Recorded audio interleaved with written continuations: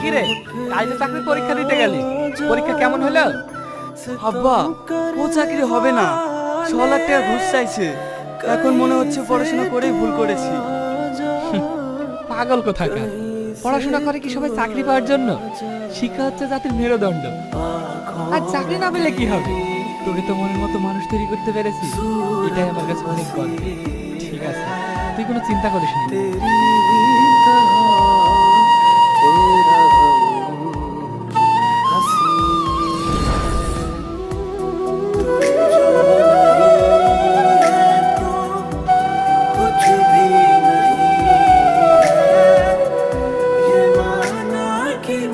কিরে, তুই কাঁদছিস কিনে? আমি আমার আব্বাকে বাঁচাতে পারলাম না। দেখ, একদিন সবাইকে